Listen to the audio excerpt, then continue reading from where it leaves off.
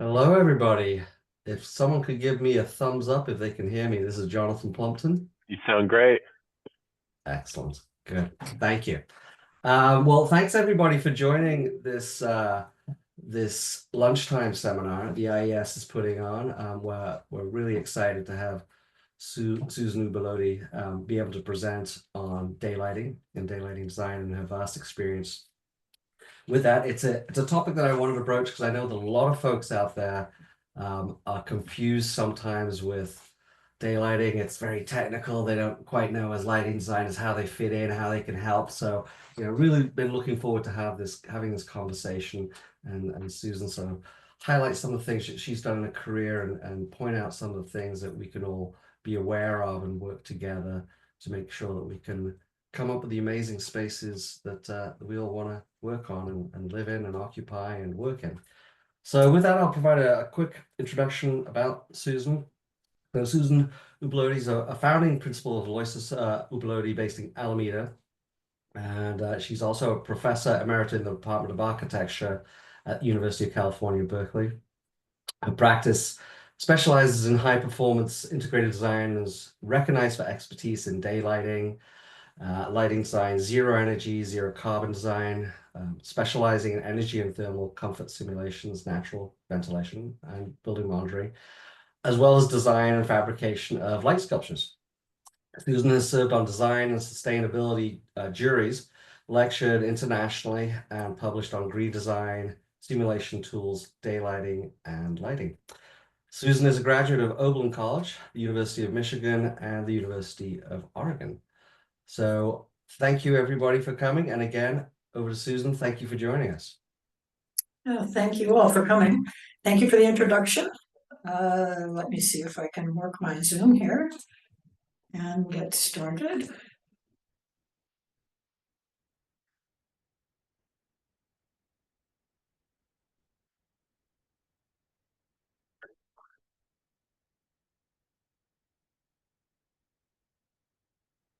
Now I have to do is go there, I think. Okay.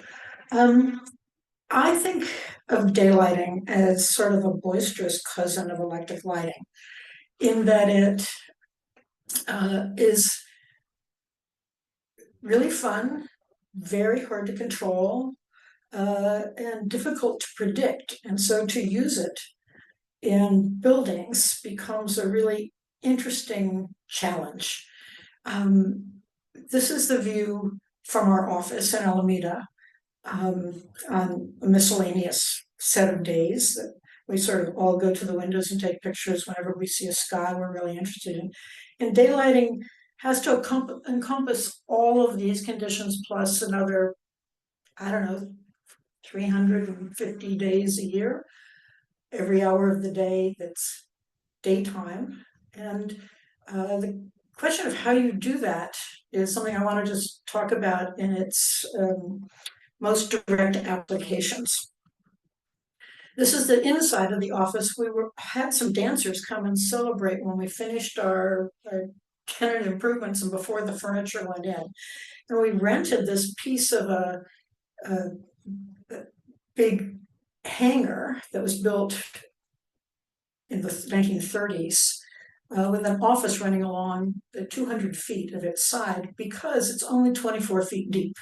And so every part of our office is daylight, starting shortly after sunrise and all the way close to sunset. We don't turn any lights on.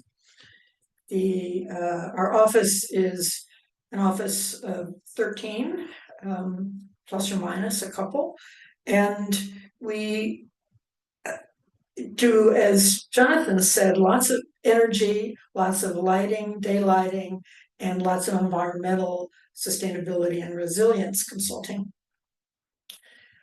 Daylight is really lovely because it tells you partly where you are. There's nothing like a blue sky in Greece or a gray sky in Paris that can let you know where you are. Daylight also is absolutely delightful, as it is in Muir Woods, but it also has the capacity, if you design well and think about it, to be delightful inside. In this case, the sun bouncing off of this sculpture, which is a mosaic of mirrors, into a curved sculpture into a curved living room, or very sort of quietly but spectacularly as in the Windhover Center in Stanford.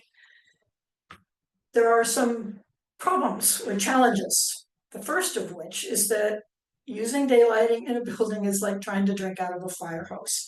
The sun is incredibly powerful, and the amount of light you need inside is usually about 2% of what the sun is going to provide you, if not less. So how do you do that? And that's one of the things we're going to talk about today. On the other hand, given that challenge, daylighting doesn't have to be complicated. Common sense goes a long ways, and keeping your eyes open goes even further. This is an old warehouse in Glendale that was turned into an animation studio by Lever, and we worked with them on the daylighting. And the goal was to be as simple as possible. So we removed some of the waffle slab tops and put a little cowl that was open to the north and the east, so that we could control direct sun coming in the building, and yet, in very simple terms, just bring daylight in from above, which ended up looking like this inside. Those are two of the pieces opened up in a hallway. And these are slices of the waffle slab opened up and turned into skylights in the main lobby and meeting room of the animation studio. And it was simple. We did simulations to make sure that the sun wasn't going to come in and that there was a lot of light where daylight was wanted. But it was very inexpensive and fast as a project. Daylight can also shape a building from the early conceptual phases. We're very often part of the concept design phase and work through construction administration. And sometimes even more these days, we're part of an interview before the concept design phase. This is an early set of studies that was done for Google. They were contemplating a new building and wanted to figure out how the building should be shaped because the site was fairly large. And we did a series of studies looking at a long courtyard north-south, a long courtyard east and west, a building that steps up, and something called a weave, which was complex, trying to understand how much there was sun exposure, which is red, what the daylight factor was inside. The higher the daylight factor, the better the building is transmitting daylight into the indoors, and where the building could do both. And the decision was to make a building that stepped up, and in fact to turn it into a ramp so that people could walk or bicycle up the north side of the building in Sunnyvale.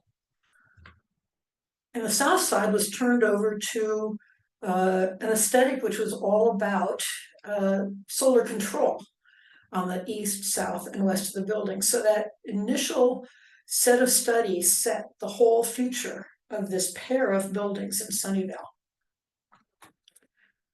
It's also true, and this is how daylight was sort of brought into the energy world, that daylight can, if very carefully designed, light tasks comfortably and save energy and provide a connection to the outside really successfully. And this is a biosciences laboratory building for the university by Smith Group, which we worked on really hard, and it does that really beautifully, at least according to the people in the building. This is the conference room, and that's the open office. So what I'm going to present today is a framework for understanding daylight, sort of all how the pieces go together. It shouldn't say 1, 1, 1, 1, 1. 2 is daylighting metrics. What are the metrics we use? 3 are the daylighting analysis tools that we use. And finally, I want to talk about doing an integrated lighting and daylighting design and the process that we use to do that.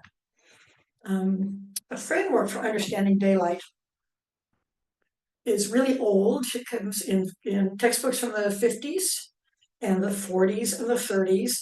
And it says there's a sky above you, there's your building, which has the little red dot in it. And that's the spot at which we're trying to understand how much daylight is going to be there. And so in the sky, we have the sky component, which is sky reflection, the blue part of the sky, the yellow part of the sky, which is the sun, or a cloudy sky. We have reflections from the buildings outside, or the surfaces outside of your building, which is called external reflected component. We have, you can tell that this is all defined in the 30s. We have the transmission of the opening, how much light it's letting through and what the character of that opening is. And then we have the internal reflected component, the amount that's bouncing around the inside. You add those together and you get the amount of light at a spot in your room. So I'm going to start with the sky component and just talk a little about it. The sky is so variable. That's what makes daylight really interesting to work with. The two ends of the spectrum are, on the top, we have the overcast sky, and that's a photograph of a fully overcast sky. It's 3 times brighter at the top than it is at the horizon, and it is not nearly as bright as a sky with the sun in it, a clear sky. That's one of the reasons that you see a lot of skylights in a cloudy climate like Seattle. They're very effective. They're looking at the brightest part of the sky. A clear sky, which is what we've got in the Bay Area today, is completely controlled by the location of the sun. And the sun has its own path, which is shown in the analemma on the left. That's the path of the sun over the course of the seasons. And you'll find the sun at all of those places in the sky. And the sun is 50 times brighter than surround and much, much brighter than the blue sky opposite it. So you have the sky which changes and also a sky where the sun is moving. So effectively, the available daylight you have to try and drink out of changes minute by minute, hour by hour over time. These are 3 different charts plus a measurement. In the upper left is the chart that we usually use. It's taken from local climate data.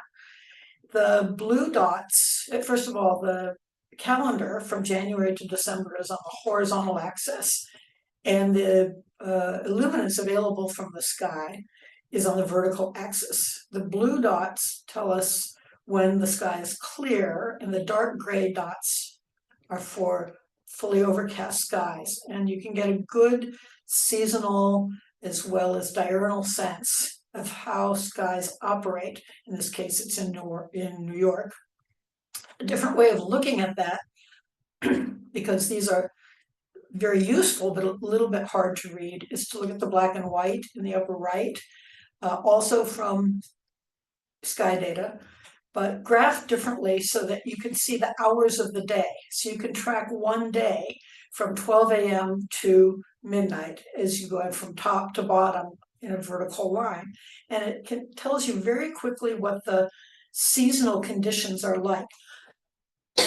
Excuse me. In New York, the really interesting thing is that it's more clear in the fall, and it's more clear in the summer, but only marginally. There are cloudy days and all the way through the year in New York.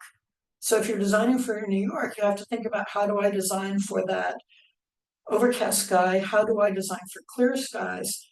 And then in the bar chart on the bottom right, it makes it really clear what the proportion is between overcast hours, clear hours, and intermediate hours. And the chart on the left is what measured data in the pink from the top of a building in New York, where we were measuring the data across one day, and it started out very cloudy and turned really clear right about noon.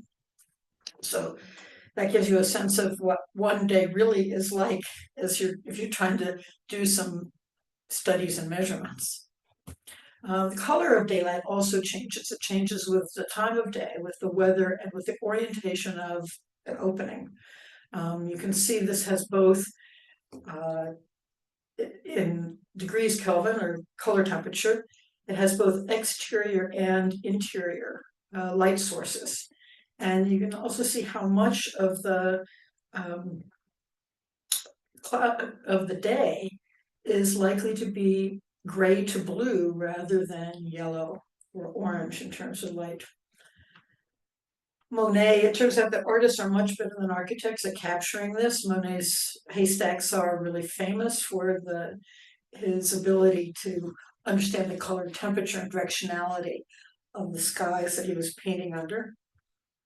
But we can find it in buildings. This is a demolished part of the San Francisco airport, and it has these, in the concourse, it had a monitor on the right, a clear story facing south, which was getting full daylight in. And you can see it's very white light as compared to light that comes in through north windows, which sees only blue sky on a clear day and is really blue. That sort of plays out in buildings. There's a difference between the sort of softness of a north sky light. This is a lab at Stanford that has windows facing north. Excuse me. Compared to a stairwell in India with a slice of sun that's coming in through a very hot clear story and sort of just illuminating a spot in this brick staircase. They're really different characters, completely dependent on the light, the orientation, and the way that the interior finishes and shape is working with that light. Then we go to the externally reflected component, which is something that you can't control very well. This is a site for the Apple Store on Fifth Avenue in New York. And when BCJ proposed initially putting a glass box there, we were sort of horrified and said, you have to think about this for a minute. And we went and discovered that, in fact, the site is covered up a great deal in terms of getting direct sun from the buildings that are around it. And there is really only a spot, if you lay the sun path over what's happening in the sky, there's only really a period at 12 noon in the summer and spring and fall, and then early afternoon in the summertime that is going to get direct sun on this glass box. So we said, go ahead. Sounds great. Not only is the question of what's around you important for sun access, but it's also important for the reflectivity or the reflectance of the materials that are outside the aperture that's looking, whether it's a window or even a skylight, because they tend to be quite dark. So here we have two versions of an external reflected component. One is this library in Italy, which looks out through a full glass wall to a wall that has been painted white. And that bounces a lot of light into the library. Whereas at the baths in the spa at Vals, Switzerland by Zumthor, you look at this huge window and it's looking completely at a mountain. There's no sky component per se in the amount of light that's coming in. And since you're looking at dark trees, grass, and more trees and rocks, that's pretty low reflectance. And so you're getting, as you can see in the photograph, very little light, relatively speaking, from the external view. On the other hand, you can make really lovely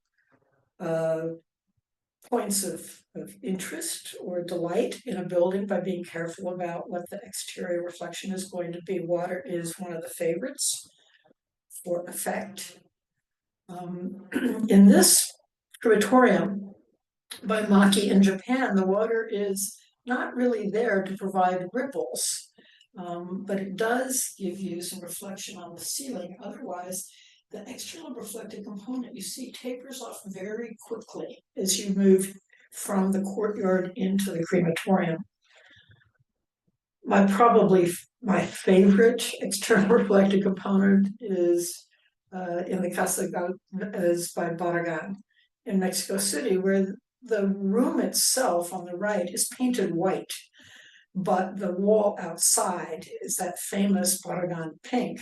And so the whole room becomes suffused with these pink reflections from the little pond and walls surrounding it.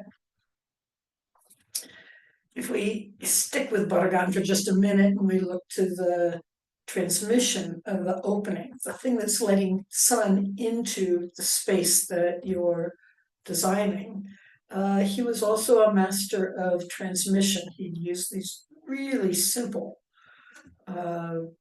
concrete blocks and painted them this bright yellow facing the sun in order to make this really golden glow as you approach one of the doors into the chapel at this convent. It's just astonishingly simple and really powerful. More typically, we use glass in our openings. And glass has had a really interesting history. In 1975, when this building by Norman Foster was completed in England, it was just amazing. This is when I was starting architecture school. And we thought it was incredible that you could make a building that was completely a mirror during the day. And then at night, all you had to do was let the sun go down and turn the lights on, and it became a transparent being in the city. That was highly reflective glass in 75. By the 1980s, a decade later, low iron glass had become, it's still expensive, but available and sort of exquisitely transparent. And that's what Pei used in the pyramid in the Louvre. And then we went through a set of a couple decades of research trying to figure out how glass could let in a lot of light, but not very much heat. And this is the development of spectrally selective glass. And I show you this chart, which is a little old now. It's from the 2009, 2010, for example, because what glass has been trying to do is to push themselves towards the theoretical limits, which is the purple line, where it balances out the visible transmission. We like a lot of visible transmission so that you pay just for the glass that you need and you can get a lot of daylight in. But we want the least amount of heat possible, and that means a low shading coefficient. So that purple line on the white defines a set of glass which is known in research as spectrally selective and is now called triple silver glass or low E squared glass. It's glass that is keeping the heat out and letting the light in. And that means that buildings have really changed a lot. This is the Cleveland Clinic in Abu Dhabi. HDR won this competition by promising a glass jewel box in the desert. And then they needed a series of consultants to help them figure out how to actually make it. We worked on the daylighting in the patients' rooms, made sure there wasn't a double reflection and not too much contrast glare, because there's a double skin on the outside, and that double skin has a glass assembly that changes the surface temperature from the outside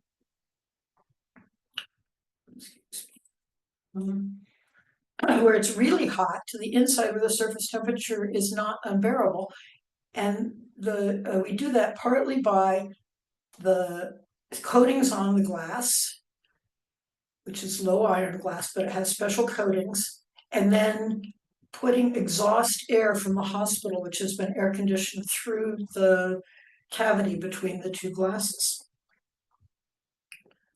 All the way up to very recently, this building for Meta in Redmond, Washington, was completed, and the glass is spectrally selective, lets in a lot of light for the amount of heat, and it has a gray frit, which is visible when you stand right near the glass, which is in the photograph on the right-hand side, but nearly invisible both from the outside and also from the inside, maybe 6 to 8 feet away from the glass.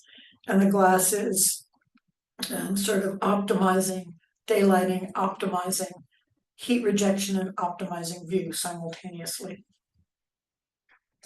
Okay, that's the layer that lets the light through, and then there's an internal reflected component. And I'll just give you a couple examples of extremes. Very, very dark in Leverentz's church near Malmo, and where the light that comes in those windows is directly lighting the seats underneath them, but not doing very much in terms of being able to be spread around the church because there's not very much to reflect it. Whereas this gallery that we worked on for David Zwirner in Paris has a very large skylight, the size of the gallery floor, and is painted white, as modern galleries are, and it just floods the art with light, which is what Zwirner asked for. Again, another comparison, Ruth Asawa's home in Noe Valley, which is all dark wood inside, so the window is making a spot of light inside of it, inside of the room, but not propagating very far, compared to a little linear skylight, which is making a lot of light on the wall in Zwirner's gallery in Los Angeles. Probably the master of this was Alvar Aalto, who knew exactly how to shape his interior reflecting surfaces to maximize amount of daylight from a small window. This is Mount Angel in Oregon, but this is true in his libraries in Finland as well. And Fullermore did a beautiful analysis describing how the light comes in from the northwest clerestory on the roof. It bounces off of a scoop that sees a reflector that sees that sky. And then there's another scoop opposite it that bounces the light down to the main reading room. And finally, I have an example from Berkeley Law. This cafe that runs along Bancroft in Berkeley faces south, that has little ceramic baguettes as a shading device. And there was a question about what the experience of being in the cafe was going to be like. When the trees grew and when everything in the room was sort of set up, we said it's going to be very comfortable. The trees are going to do a lot. The ceiling is going to put the light through the room. And we said, this is great. And then we went in to look at the cafe, and it was under construction, and realized that the architect had decided to make a wood ceiling, which kept the room really, really dark and made the outside really bright. And you can see it even better in this false color, where it's partly because you can see the sky because the trees haven't grown enough, but it's also because the furniture and the ceiling are much darker than we had originally understood them to be when we did the simulations. So it is always striking what a difference the interior reflecting component can make. To get there, to begin to understand how to deploy all these pieces, the sky component, external reflections, the transmission, and the internal reflected component, we need to use metrics. And they're the same metrics that are used in electric lighting because photons are photons. So I think we may just go after them a little bit differently because we're looking at area sources instead of linear or point sources for the most part. But we use illuminants, lux, or foot candles. Foot candles in the States, lux for Europe, well, everywhere but the States, and more lux in the United States as well. Generally, a foot candle is 10 lux, so it's easy to go back and forth. And then we use luminance, which is sort of colloquially described as surface brightness, which is candelas per meter square. And we usually look at that through a false color image so that we can see how bright the surfaces are and not get distracted by details. So what's interesting about foot candles is that we can see from 100,000 down to 1. But daylight covers sort of the 100,000 to 1,000 lux, whereas electrical sources cover 1,000 lux, maybe more, down to 10. And it's only the moon really that does 1, except for some exiting, which is done with electric lighting. So with daylighting, we're concerned with what you see to work with, and then all the brightnesses that are greater than that and how they are controlled. And our favorite technique for understanding this is to use simulations and to map isolux contours or illuminance contours, which operate like elevation contours in a map, but they're describing, in this case, the number of foot candles that are hitting the surfaces in the perspective image. This is the gateway at Berkeley, new building that's under construction now. And these are the studies that we did, a small part of the studies that we did for this project, looking at what it was going to be like at various times of the year and under different kinds of conditions. In this case, it's the brightest condition, June, clear sky. You can see there's sun coming down from the atrium, and the analysis included illuminance contours, so we can see how much light there was where, and also a false color illuminance, which I'll talk about in a minute. Another clear sky at the same time on a different level, much brighter level because it's up off the ground and it's getting a lot less shade and a lot less reflected light and a lot more sky component. And this is in the middle of the building underneath the atrium skylight. So there were questions about this area, which is used for casual work and casual meetings. And the question was, if somebody has a laptop, do they have enough places to be without the problem of veiling reflections, but also with enough daylight to do work? And so we realized that the only way to answer that was actually to do a heat map or a chart, which explains over the course of a day and over the course of a year in each of a number of locations, in this case, 3 locations, when there would be the yellow amount of light, which is 300 foot candles, exceeding the levels for computer-based work, when the green amount of light, 330 to 300 foot candles, would be comfortable for all tasks, and when there really needed to be supplemental lighting, even during the day. And you can see that is in the blue hours. And it really did change between the location number 4 and location number 3, which is deeper in.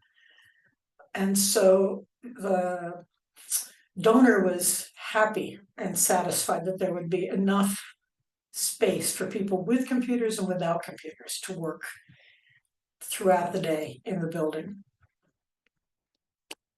We also have annual metrics, which have been developed for LEED, which take into account the local climate.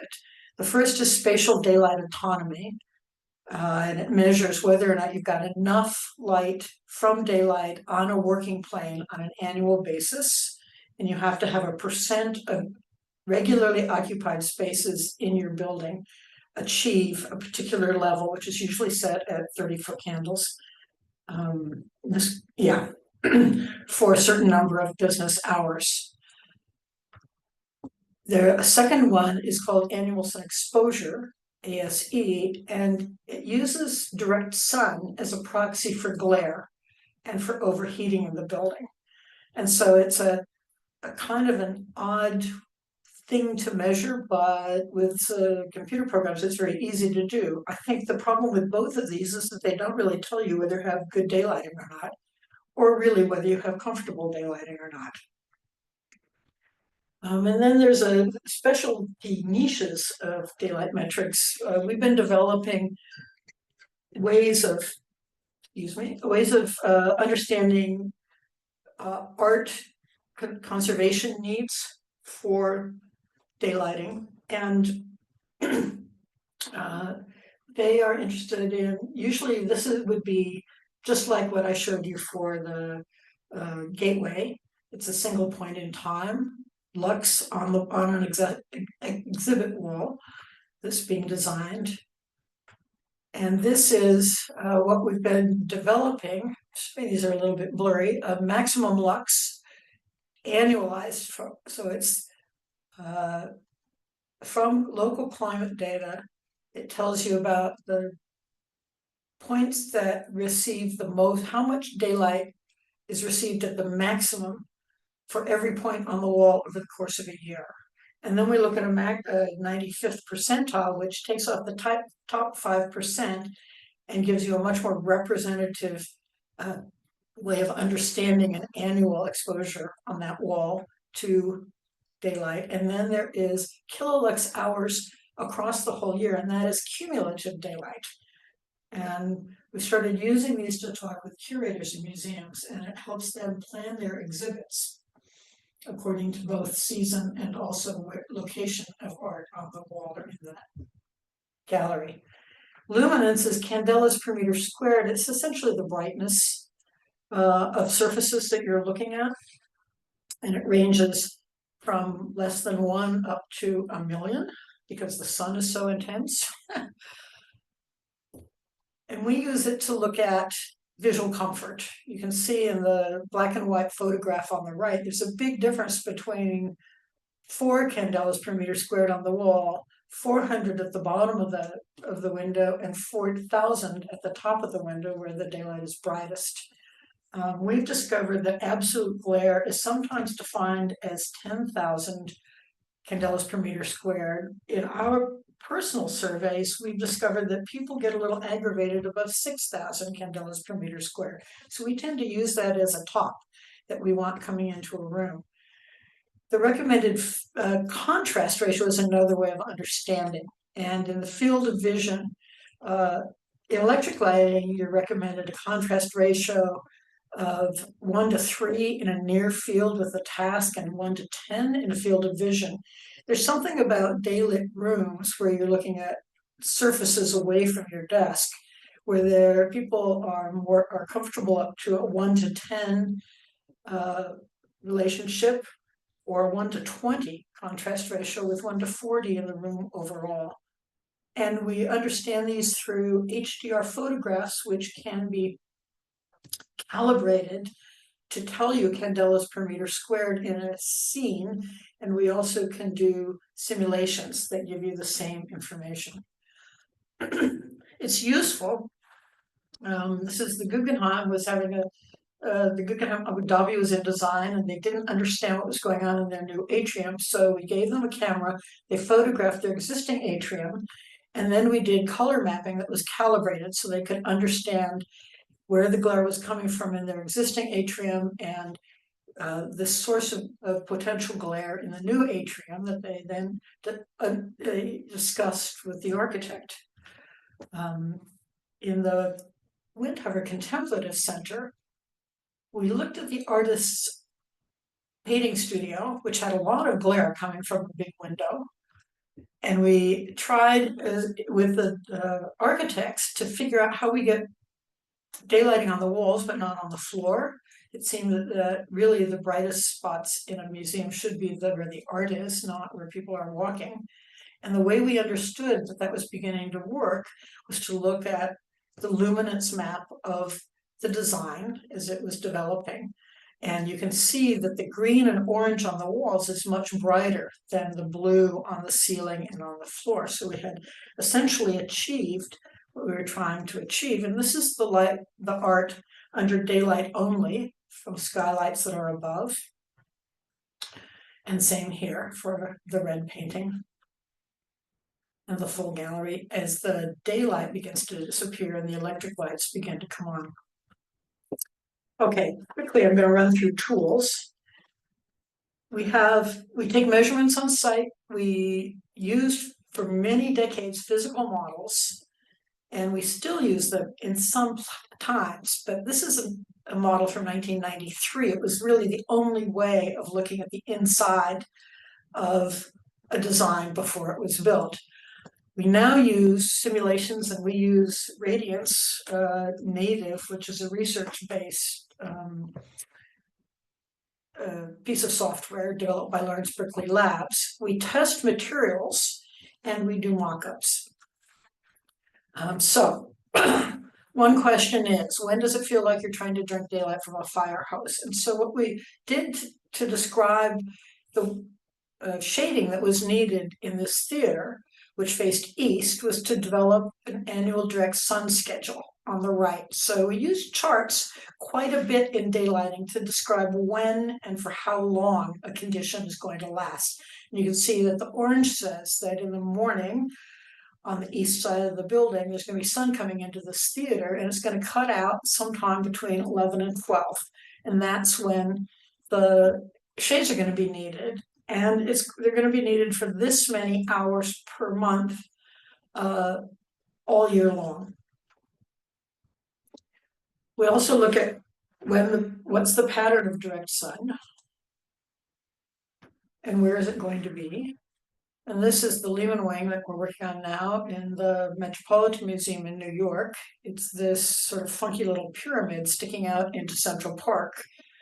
And the question is, to what extent the non-diffusing glass is beginning to, is causing problems with art exhibits. And we use animations like this to begin to understand where the sun is going to be. On the bottom, you can see there's the month, the day, the hour, and then the position of the sun. We use these extensively.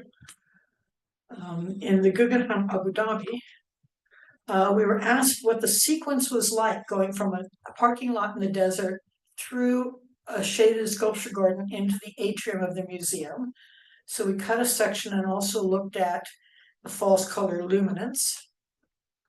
And then we looked at the sources of light. This is a static image describing where the light is coming from in this complicated atrium.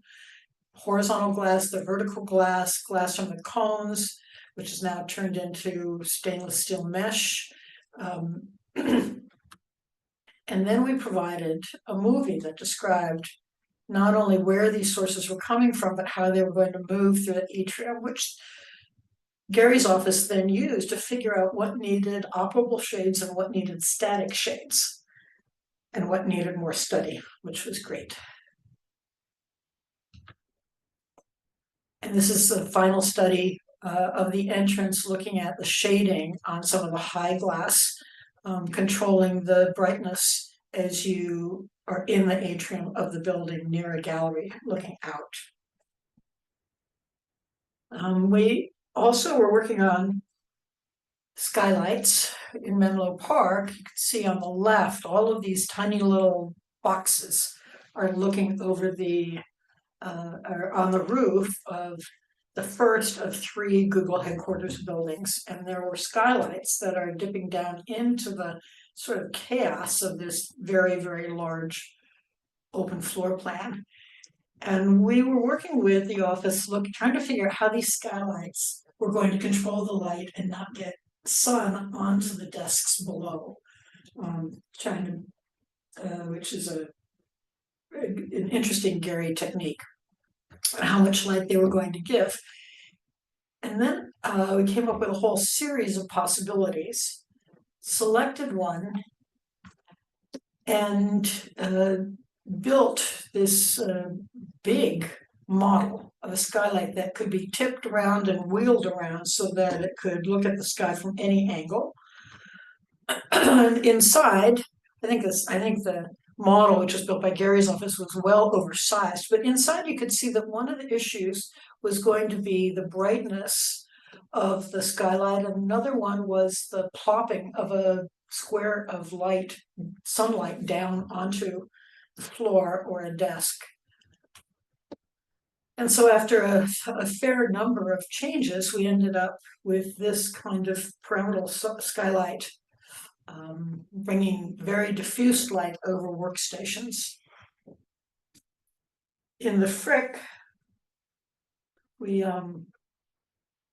worked on the galleries that are in Frick in New York. We worked on these galleries that are highly beloved by people who go to the Frick regularly and are members, and most people who come in, from the public. But the skylights in the attic were really old, and the whole gallery needed refreshing after basically 100 years. So first we did a site visit and we measured vertical luminance on the wall and many other things. This is on the left is the condition of the attic, and there are these sort of failing linen louvers that were installed in the 30s and a lot of other junk that's up there. And we took the sort of same system conceptually, which was that there's exterior skylights, there are solar shades, there's a diffusing ley light, and we added, after many studies, a directional baffle to be the new makeup of the skylight attic daylight delivery system. And this is just a study of what all of the different materials might be. Then we did simulations and tried to understand how much illumination we would get using automated roller shades compared to other shading systems like louvers or not automated or seasonally adjusted roller shades. And then we looked specifically at roller shade material to understand both the colors transmission as well as how much it alleviated, what kind of diffusion it provided for the solar disk. This is a mock-up that was built out in the parking lot of a company in New Jersey, which inside was half of the West Gallery of the museum, where we could put in different ley lights, different shades, and different skylights, and have the entire team go inside the model and come to some consensus about what the appropriate materials were going to be, which they did. This is a bigger scale mock-up in situ of the ley light. And finally, final preparations with hanging the new velvet with the ley light, the shades, and the skylights all installed. I want to do this quickly. I'm running out of time, but we have a Bayview for Google at Moffett Field, which is this structural system that has these very large clerestories facing all orientations, which gives them gives a lot of light inside, but then they face all the orientations of the sun. So first we looked at the amount of light and did LEED calculations, so we knew sort of where we were. This has ended up being a LEED platinum building. And then we looked at low angle sun coming from every direction and what could be done for each workstation to resolve that problem in terms of lowering shades. And then, because it's been designed so that there would be sun in the courtyards, we had to develop a control protocol that could open up some of the shades to allow sun to come in the courtyard when it was available, but not to go into the workstations adjacent to the courtyards, which seemed to be working. And then this is the final building. On the left is our simulation of what it was going to look like with daylight and electric light together. And on the right is a photograph of the real building. And this is the final piece of any shading project is doing commissioning, in this case, doing commissioning from sunrise to sunset for louvers that are in a closed cavity facade down in a mass timber building for Google. So the very last piece, which should take me maybe 5 minutes max, is I want to make a pitch for doing an integrated daylighting, electric lighting design. When we started work on this laboratory building, we had a big team meeting, and there was a real hard, sustainable push on this building. And at one point in the meeting, the lighting designer said, wait, is this building really going to be daylighted all the way through? And the project architect said, yes, we're really aiming for daylight all through the labs and all through the offices. And the lighting consultant looked at the team and said, well, that means that we really need to crank up those watts. We're going to need lights on, more lights and lights on all the time if you're going to daylight the building. And the project architect said, well, that's really not the point of trying to use daylighting. But I understand completely what the comments were about, because daylighting that has not been well designed and well controlled is really glary. And one of the best ways of counteracting it is to increase the amount of electric lighting, which is sort of undoes whatever energy savings are available. And so we developed a process where we select views views that have potential issues, with the architect and lighting designer working with us in a team. We refine the finishing materials in the software. We make simulations under daylight only conditions. Then we prepare light fixtures in simulation using the IES files from the lighting designer, which is sometimes us and most often somebody else. We run and process integrated daylight electric lighting simulations. We review those with the architect. Sometimes redesign is needed, not with the daylight so much, although sometimes daylight control, but specifically with the lighting design. And then we rerun the simulations until the team is satisfied. And one of the buildings we did this with is the north-facing Caribbean building.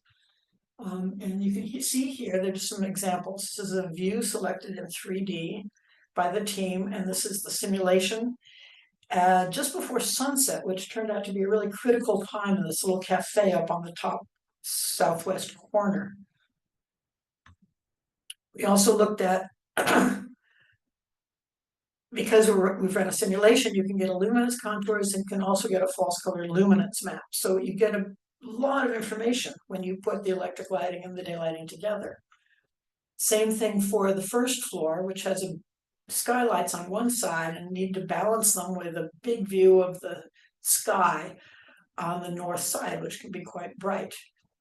And this is sort of a working document where we're describing what needs to happen or what could happen in improving things in this working floor. We also look at integrated performance under various sky conditions. This is the Gateway project again. June clear sky with lighting, because in fact it falls off very quickly due to the heavy canopy in the ground surface outside. And you can see up on the upper right, we usually put in a chart about what the dimming zone is and to what extent things are being dimmed, electric lights are being dimmed. A December overcast sky is quite a bit darker in the same place. And so a lot more of the electric lights are on to make the building comfortable and visually usable. This is Menlo Park. This is the third of the headquarters buildings by Frank Gehry, which has this big canyon running down the middle of a 4-floor building. And we were looking at what happens between just having daylight on the left and having electric lighting on the right.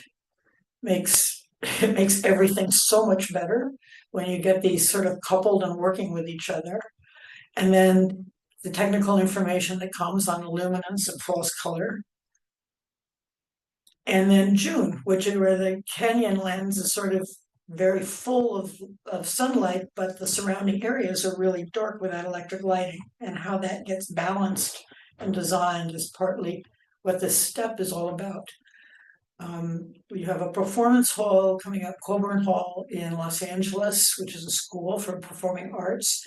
And we worked in this case with an auditorium which has skylights, and then began to work. We did the daylight only simulations, and then we worked with both the architectural lighting designer, which is L'Observatoire, and also the theater lighting designer, which is Theater DNA, in order to begin to understand what it was really going to be like under different sky conditions, using shades to control the sun, solar shade, and a darker solar shade, and then develop scenes for performance, pre-performance, class recitals, et cetera, et cetera. And finally, I'll run through this quickly. The other thing we can do is begin to look at what happens as we go from day in this house where I showed you the dappled sunshine, starting out with a sunny day, coming towards dusk, looking at the last light from the skylight, then the light fixtures begin to come on, and there are a whole series of scenes that we were looking at for the architects. And that's it. Thank you very much. Wow, Susan, that was fantastic. Really, really appreciate that. That was Thank you. amazing body of work that you've worked on, obviously, and a fantastic presentation that gives us all an insight into the things I think we should all be aware of and be careful about, and looking out for things that are potentially problematic and also opportunities. I think it's I really, think of it as opportunity to yeah, know what you're doing. exactly. It's definitely outside of my comfort level, but this was absolutely stunning. So what we'd like to do is, if we've got a little bit of time left, not much, but if folks want to have maybe 5-10 minutes of questions and answers, Susan, do you have time for that? If we have a... Sure. Okay. So if people could put in their questions in the chat, that would be great. The other thing we're going to do, Lindsay, if we could also put in the chat the sign up sheet for getting your credits, we can do that now, so people can just copy and paste into a Google Doc, and that way you can get your credits for the seminar. If you need to move on, you don't have time to listen to all the questions. But why don't I hand it over, and the first person who can ask a question in the chat, you get to go first. People being shy. Come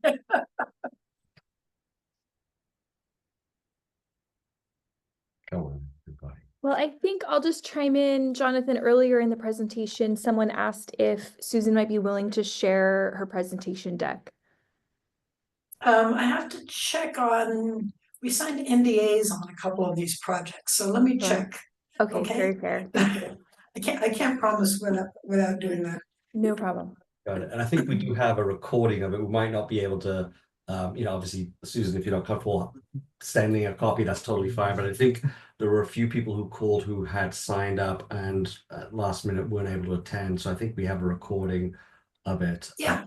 That we could presumably be comfortable with us sharing that recording. Yeah. Great. I did have a quick question. Do you mind if I ask it? Go for it. First of all, thanks, Susan. It was really, as usual, inspiring. You talked a little bit about glare on the inside of the building, right? Mhm. And some boundaries and observations that you have. Do you have any observations about reflected glare on the exterior of buildings? There doesn't seem to be as much like papers and things written You mean about from the exterior? Yeah, like sun reflecting off of a piece of, material or glass, or, and sort of how beyond just the direct, bounce analysis, like, do you have any observations about how to deal with those kinds of situations? Yeah, first, I would say do it before you build. You need an analysis before you build the building. Okay. If you have it, if it's just a big reflective piece of glass, it will never be more on your neighbors or on the grass or whatever on the next building than the sun is. But if it's curved at all, you have the possibility of a convergence, Yeah. which then is a lot more than sun. And we actually happen to be world famous for our work on these reflections. We solved the problem of the Vidara death ray in Las Vegas, which is a big curved building that was burning things up on the pool deck. And we also solved the building walkie-talkie in London, which was double curved and melted all the plastic parts of a Jaguar that was parked in front of it. And it's very expensive to solve these things after the fact, even though we managed to figure out a way in each project, in each building. But it's not an easy calculation. So either you need to figure out how to avoid curved glass in a building. You don't spec highly reflective glass, or you give us a call to figure out what kind of trouble you might be in. Great. Thank you. All right. There was okay. Anne Chen had a good question in the chat, a very specific one. Hi, Susan. For your Google Bayview project, I'm wondering how the selective shade controls were set up. Were these set up as zones and scenes?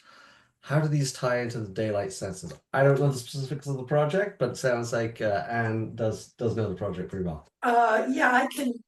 We actually ended up writing the code to program the specific shades. It was complicated enough. It wasn't something that a regular shade programmer could do, and it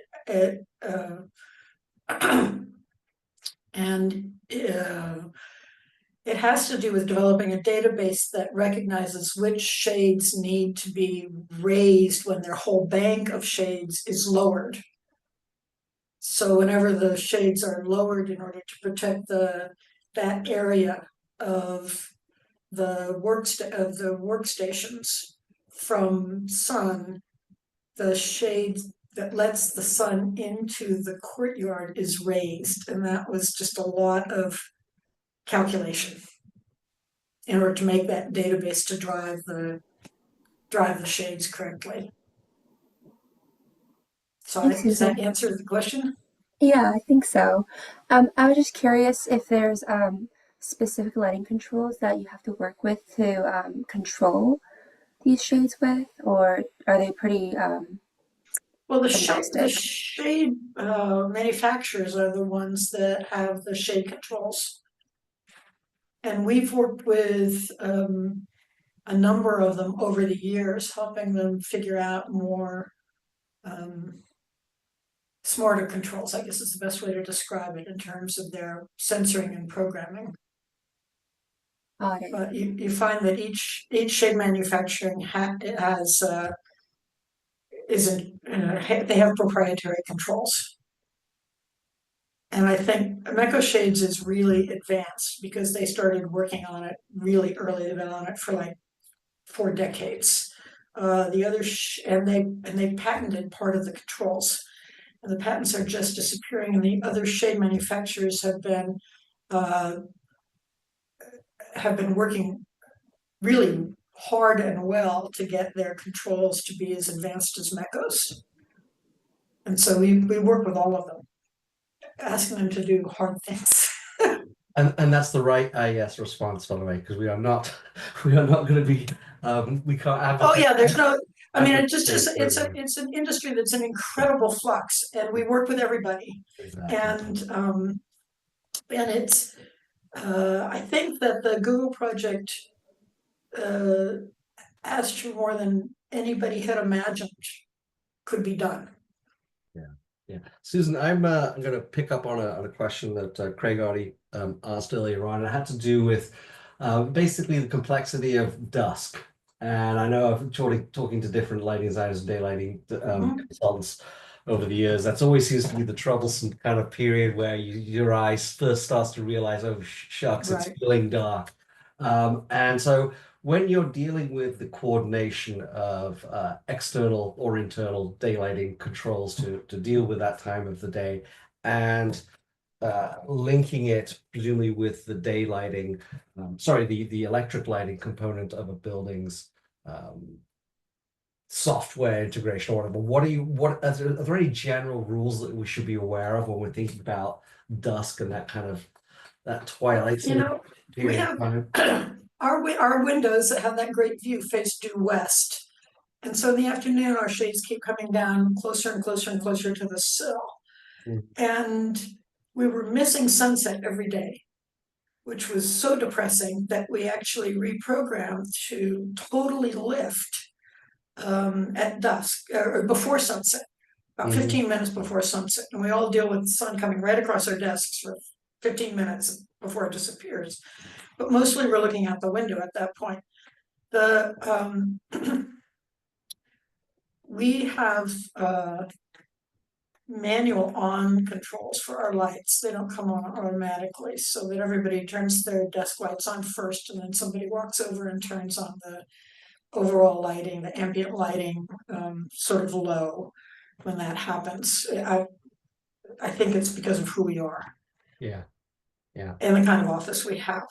Yeah. I was just going to say that Susan, I would imagine that part of what's a conundrum and part of what I think is so amazing about daylight, and you refer to it in some of your slides, is the fact that different people have different preferences, and how you deal with those preferences and build in some flexibility is really part of the art of it. And I really love the slides where you're talking about, the lobby space. I can't remember which building it was. I think one of the Google projects, where you look at, well, where do you have enough spaces that people can get out of the light and work, and people who want to be in full daylight, So having that variety, I think, is part of what makes your approach to daylighting so refreshing, is that it embraces the idea that there should be multiple different spaces with different characteristics to the light. That's what makes, I think, the journey of how we perceive space and go through space so enjoyable. It was all the same, but pretty bloody boring, right? So I think it's fantastic that you integrate that aspect of it into your design process. Thank you. Yeah. Okay, we are near the end. And I think people are just trying to figure out how to get into the Google Doc. And so if you're still on, make sure you're using Google Chrome, and that'll get you in there. If not, if you're having a hard time with it, by all means, just send me an email with the information that I've included in the message there. So name, email, phone number, IES number if you have it, and AA number, and we'll get you sorted out. Normally takes about 2 to 3 weeks or so to get the IES to turn around the accreditation, so that you have those learning credits handy. But thanks again, Susan. That was an amazing chat. I really appreciate all the time and energy that went into it. You've got a great turnout, and I'm sure everybody else has enjoyed it as much as I have. So thank you so much indeed. Oh, you're quite welcome. It was a pleasure. Excellent. Yay. Thanks, guys. Thank you so much. Wonderful. Oh, you're quite welcome. Glad everybody got it. Okie doke. Well, I think that's it. So yeah, thank you everybody for attending. Really appreciate you taking the time to dial in and spend your lunch with us. Again, this is the IES San Francisco has organized this event. If you're not a member of the IES, we really encourage you to look into our organization and join. There's a wealth of knowledge that's part of what we are in the business of doing, which is education, disseminating information, getting behind research so that we could all become better at what we do and make the world a better place through light. So thanks everybody so much for joining. Appreciate it, and have a great rest of the day. Bye, guys. Bye-bye.